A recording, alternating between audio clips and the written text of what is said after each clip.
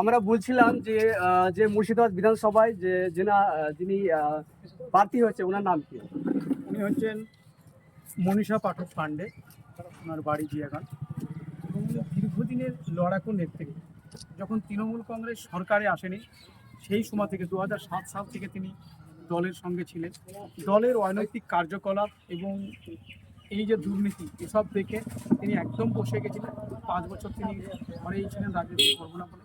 আবার তিনি যখন দেখলেন সততা নিয়ে সম্মানীয় হুমায়ুন কবির সাহেব ডাক দিলেন, তখন তিনি আবার এসছেন এবং সম্মানীয় হুমায়ুন কবির সাহেব তিনাকে আমাদের 64 নম্বর বিধানসভার প্রার্থী করেছেন শ্রীমতী মনীষা পাঠক পাণ্ডেকে। এই যে দেখতেই পাচ্ছেন আমার বাম পাশে তিনি দাঁড়িয়ে আছেন।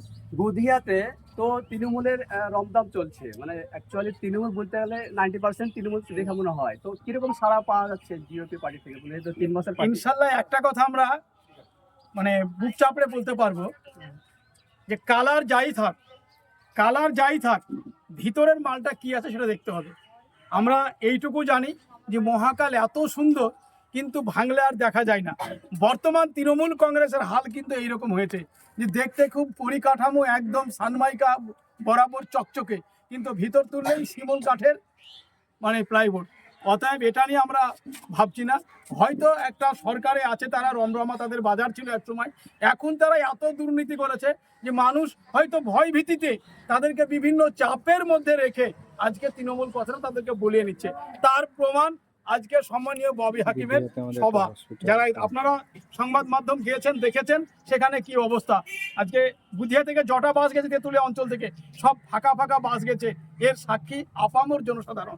আমরা কি বলবো? গদিয়াতে তো এখন বর্তমানে একটা হসপিটালের খুবই প্রয়োজন। তো যদি আপনাদের প্রার্থী পাস করতে পারে তো আছে করার, ইনশাল্লাহ আমরা অবশ্যই আমাদের চেষ্টা আছে। কারণ মাননীয় হুমায়ুন কবির সাহেব তো বলেই দিয়েছে যে লক্ষ্মীর ভান্ডার যেটা 1,500 টাকা আছে, আমরা যদি আসি সরকারে ইনশাল্লাহ আমরা ওটা 3,000 করে দিব। আর গুদিয়ায় যে ভূতড়ে যে হসপিটাল পড়ে আছে সেই হসপিটাল নিয়ম করে চলবে, ভূতড়া থাকবে না। ইনশাল্লাহ ভালোভাবেই চলবে, সেটা আমাদের প্রার্থী অবগত আছেন এবং এটা আমাদের আগে থেকেই আমরা অনেক দিন ধরে শুনছি কাকসার রাহমিয়ার ওখানে আমাদের যেটা হসপিটাল হয়েছে, কিন্তু এখনো সেখানে 52টা সিটের কথা, সেখানে এখনো একটাও সিট নেই।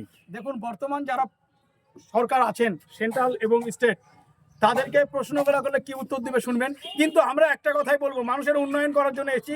কারণ আপনারা জানেন আমাদের দলের নাম জনতা উন্নয়ন পার্টি, তাই আমরা মানুষের উন্নয়ন করার জন্যই মানুষের কাছে এসেছি।